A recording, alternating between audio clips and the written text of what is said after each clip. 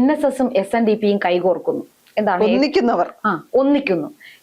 അവരുടെ ആ ജാതീയതയൊക്കെ മറന്ന് അവർ ഒന്നിക്കുന്നുവെങ്കിൽ അവർ തമ്മിൽ മക്കളെ കല്യാണം കഴിപ്പിച്ചു വിടട്ടെ. അതാണ് ഏറ്റവും ആദ്യം ചെയ്യേണ്ടത്.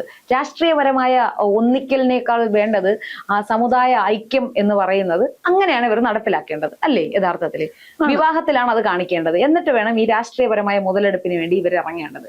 ഇത് ഇന്നും ഇന്നലെയും തുടങ്ങിയതല്ല. രാഷ്ട്രീയപരമായി സമുദായ സംഘടനകൾ രാഷ്ട്രീയ നേട്ടത്തിനായി അവരുടെ സമുദായ അംഗങ്ങളെ ഇതുപോലെ ചതിക്കുന്നത്.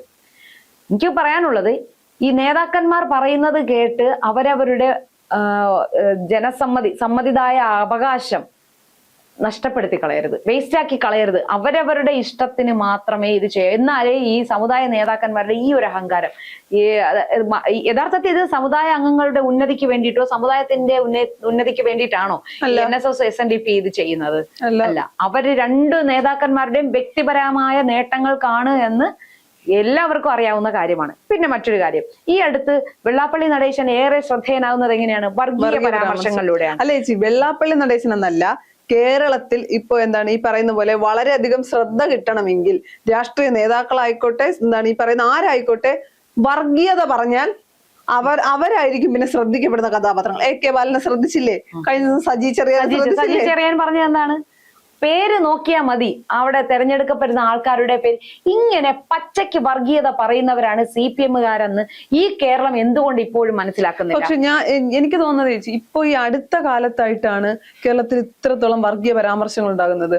ഇപ്പൊ മറ്റ് സംസ്ഥാനങ്ങളെ വെച്ച് നോക്കുമ്പോൾ എനിക്ക് തോന്നിയിട്ടുള്ളത് കേരളം നമ്മൾ കുറച്ചുകൂടി ഈ പറയുന്ന പോലെ കുറച്ചുകൂടി അവെയർ ആണ് എല്ലാ കാര്യത്തിലും. നമുക്ക് അങ്ങനെ വലിയൊരു ജാതി മത സമവാക്യങ്ങൾ എന്ന് വെച്ചാൽ നമ്മളെല്ലാവരെയും ഒരുപോലെ ഒത്തു നിർത്തുന്ന ഒരു മതേതരം പൂർണ്ണമായി ഉൾക്കൊള്ളുന്ന ഒരു സംസ്ഥാനമാണെന്നാണ് ഞാൻ വിശ്വസിക്കുന്നത്. അതൊക്കെ കഴിഞ്ഞു. ഇപ്പോ രാഷ്ട്രീയ നേട്ടത്തിന് വേണ്ടി ഈ രാഷ്ട്രീയ പാർട്ടികളെല്ലാം തന്നെ CPM-ഉം BJP-യും ഈ ജാതിയും മതവും ഈ മനുഷ്യരുടെ മനസ്സിൽ ഒരു വിഷം പോലെ കുത്തിക്കയറ്റി അവരെ മാനിപ്പുലേറ്റ് ചെയ്തിരിക്കുകയാണ്. മറ്റൊരു കാര്യം, 2015 ഇപ്പോഴത്തെ മുഖ്യമന്ത്രി പിണറായി വിജയന്റെ ഒരു ഫേസ്ബുക്ക് പോസ്റ്റ് ഞാൻ വായിച്ചു തരാം.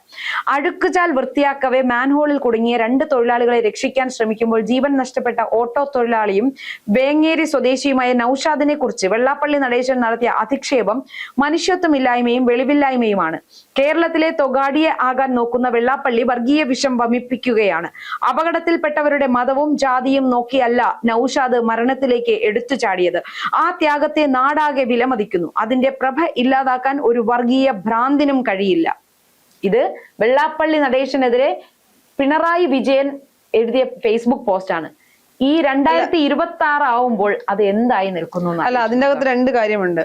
ഈ പോസ്റ്റ് എഴുതുന്ന സമയത്ത് പിണറായി വിജയൻ കേരളത്തിന്റെ മുഖ്യമന്ത്രിയല്ല.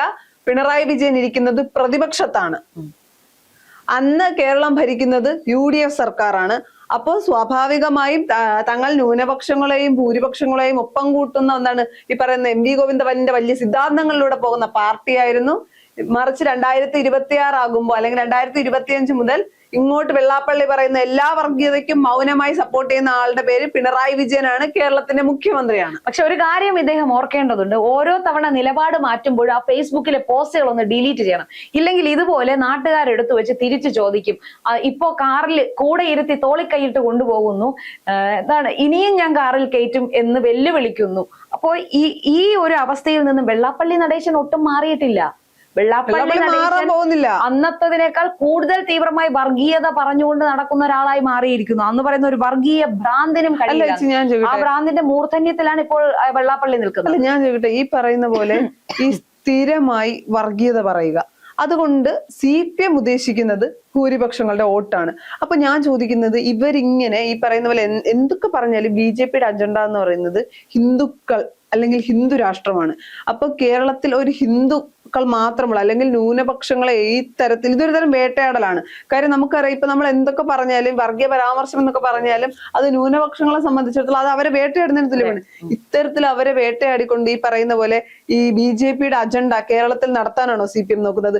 ഇതിനിപ്പോ വെള്ളാപ്പള്ളിക്കൊപ്പം നിൽക്കാൻ അല്ലെങ്കിൽ ഈ പറയുന്ന പോലെ SNDP NSS ഒന്നിക്കുന്നു. അപ്പം NSS-ന്റെ SNDP-യുടെ ആവശ്യം, ഞാൻ വെള്ളാപ്പള്ളിയും സുകുമാരൻ നായർ ഞാൻ പറയുന്നില്ല, NSS-ന്റെയും SNDP-യുടെയും ആവശ്യം ന്യൂനപക്ഷങ്ങളൊന്നും വേണ്ട, ഇനി കേരളത്തിൽ തങ്ങൾ മതി എന്നാണോ?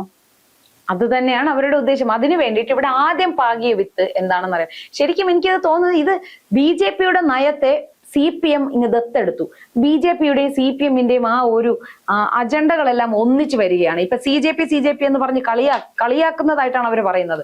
അണികൾ ഇതിനു വേണ്ടി തമ്മിൽ പരസ്പരം പറയുന്നത് എന്താണ്? BJPയെ വെറുക്കുന്നു, BJPക്കാർ CPMനെ വെറുക്കുന്നു. പക്ഷേ ഉന്നത തലങ്ങളിൽ എന്താണ്? ഇവർ രണ്ടും ഒന്നാണ്. ഇവരുടെ അജണ്ടയും ഒന്നാണ്, അത് നടപ്പിലാക്കുന്നതും എല്ലാം ഒരേ രീതിയിൽ തന്നെയാണ്. കാരണം ഇവിടെ മുസ്ലിങ്ങൾ ഒന്നിച്ച് എന്ത് ചെയ്താലും ഇവിടെ ആർക്കും പ്രശ്നമില്ല, ഹിന്ദുക്കൾക്ക് ഇവിടെ ഒരു വിലയുമില്ല, ഹിന്ദുക്കളുടെ ജീവിതം ഇവിടെ വളരെ ബുദ്ധിമുട്ടാണ് എന്ന ഒരു സാധനം ഇവിടുത്തെ ഭൂരിപക്ഷത്തിന്റെ തലയിൽ അടിച്ച് കുത്തി നിറയ്ക്കാൻ ഇവിടെ കഴിഞ്ഞിട്ടുണ്ട്. അതുകൊണ്ട് തന്നെ അപ്പൊ എന്താണ് അവർ ചിന്തിക്കുന്നത്?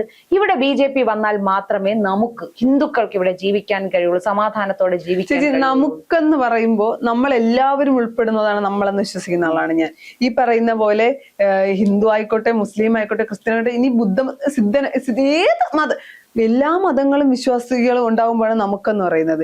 ഹിന്ദുക്കളാകുമ്പോൾ ഞാനതിനെ നമുക്കെന്ന് പറയാൻ ആഗ്രഹിക്കുന്നില്ല. ഹിന്ദുക്കൾ ഞങ്ങളാവുന്നുള്ളൂ, നമ്മളാവണമെങ്കിൽ എല്ലാവരും. അതിന് മറ്റൊരു കാര്യം കൂടെ ഉണ്ട് ചേച്ചി. ഈ പറയുന്ന പോലെ അങ്ങനെ ഒരിക്കലും ഉണ്ടാകരുതെന്നാണ് എന്റെ ആഗ്രഹം, ഉണ്ടാകത്തില്ല എന്നാണ് എന്റെ വിശ്വാസം.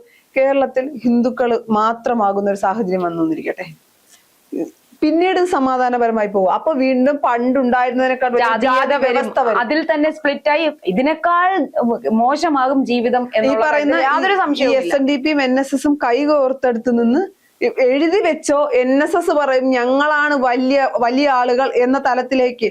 അതിപ്പം എത്ര പേര് NSSലുണ്ട്, അല്ലെങ്കിൽ എത്ര നായന്മാരുണ്ട്, ഇതൊന്നും ആയിരിക്കില്ല മാനദണ്ഡം.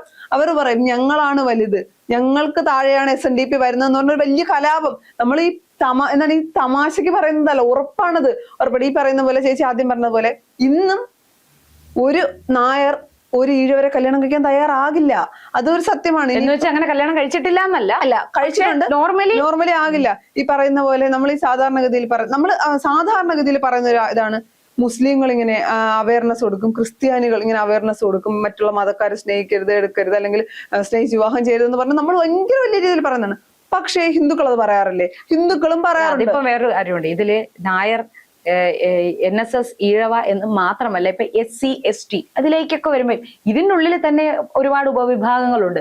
ആ ഉപവിഭാഗങ്ങൾ തമ്മിൽ പോലും ഇവരൊരു വൈവാഹിക ബന്ധത്തിന് തയ്യാറാവില്ലല്ലോ. പിന്നെ എങ്ങനെയാണ് എവിടെയാണ് ഇവർ ഒന്നിക്കുന്നത്? അല്ല, ഈ പറയുന്ന പോലെ ഇപ്പൊ NSS അല്ലെങ്കിൽ ഒരിക്കലും ഒരു നായർ സമുദായത്തിലുള്ള, അല്ലെങ്കിൽ ഒരു നായരായ ഒരാൾ, ഒരു ഈഴവരായ ഒരാളെ കല്യാണം കഴിക്കാൻ NSS സപ്പോർട്ട് ചെയ്യില്ല.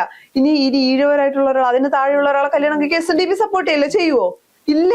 അത് സ്വാഭാവികമാണ്. പിന്നെ ഇതിൽ എല്ലാം മറ്റൊരു കാര്യം എന്ന് പറഞ്ഞാൽ, ഹിന്ദു എന്ന കാറ്റഗറിയിൽ ഈ SNDPയുടെ NSSന്റെ ഒന്നും സഹായവും സപ്പോർട്ടും ഇല്ലാതെ ഇവിടെ ആൾക്കാർ ജീവിക്കും, ഇല്ലേ? ജീവിക്കും. ആ വീട്ടുകാർക്കും, ചെറുക്കനും പെണ്ണിനും വീട്ടുകാർക്കും സമ്മതമാണെങ്കിൽ NSSന്റെ SNDPയുടെ ഒരു സമ്മതപത്രം ഇവിടെ ആർക്കും ആവശ്യമില്ല. അവർ കല്യാണം കഴിക്കുകയും ചെയ്യും, സന്തോഷമായി ജീവിക്കുകയും ചെയ്യും എന്നതാണ് മറ്റൊരു. ചേച്ചി, അങ്ങനെ എന്തുമാത്രം കല്യാണങ്ങൾ നടക്കുന്നു. ഞാൻ പറയുന്നത് അതല്ല. ഈ പറയുന്ന പോലെ SNDPയും NSSും ഒന്നിക്കുന്നു. അതിന് വെള്ളാപ്പള്ളി നടേശനും സുകുമാരൻ നായരും ഒന്നിക്കുന്നു എന്ന് മാത്രം കരുതി. ഒന്നിക്കുന്നു എന്ന് പറയുന്നതിനേക്കാൾ നല്ലത് വെള്ളാപ്പള്ളിയും സുകുമാരൻ നായരും CPMന് പിന്തുണ കൊടുക്കുന്നു. ഇന്നത്തെ കേരളത്തിന്റെ സാഹചര്യം വെച്ച് ഞാൻ മനസ്സിലാക്കിയ പറയാം.